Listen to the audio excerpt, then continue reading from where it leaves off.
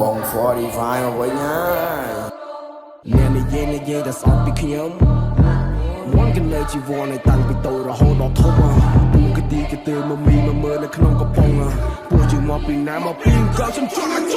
គុំធ្វើកទីកទើវាយ៉ាគេរើឲ្យដូចម៉ាស៊ីនទេតែម៉ែហើយបើយ៉ាតែបាត់ខ្លួនគាត់អត់ដឹងទៅមកតែឯងឆ្ងាយបើយ៉ាខ្សែបីវងទៅនឹងជីវិតប្រមាណតោមិនខ្លាហានរបៀបអញ្ចឹងចង់តែមិនក៏បានឯម៉ែក៏បាយស្អីក៏បានដែរចង់ទៅលើមកតបឬក៏មកតែថាស្អីក៏បានដែរខ្ញុំនឹងពេលអាក្រប់រត់ដឹងថាពួកនេះវាមិនកើតទេពួកនេះវាដូចកំពើនៅក្នុងកំពង់ថាស្អីក៏បានដែរស្អីក៏បានដែរមិនក៏បានដែរស្អីក៏បានដែរនេះវាក្នុងហ្គេមនៅខាងខាងថាស្អីក៏បានដែរអ្នកក្លាហានចាំពេកក៏ដឹងណាពិតណាជួ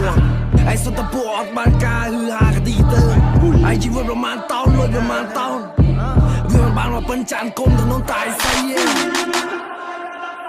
វត្តពួកយើងនៅក្រៅឈ្មោះយើងគេកត់យើងមកពីអង្គរគេស្រែកបន្តថាយើងអ្នកឈ្នះសង្គ្រាមតែយើងច្បាំងយើងនៅតែខ្លាំងដូចជាជំនះមើលអ្នកណាមួយណាដែលថាមិនចង់មកអង្គរមើលមួយណាអ្នកណាដែលថាមិនចង់មកអង្គរគុំធ្វើកទីកទើវាយ៉ាគេរើឲ្យដូចម៉ាស៊ីនទេតែម៉ែហើយបើយ៉ាតែបាត់ខ្លួនគាត់អត់ដឹងទៅលប់តែឯងឆ្ងាយបើយ៉ាខ្សែបីវងទៅនឹងជីវិតប្រមាណតោមិនខ្លាហានរបៀបអញ្ចឹង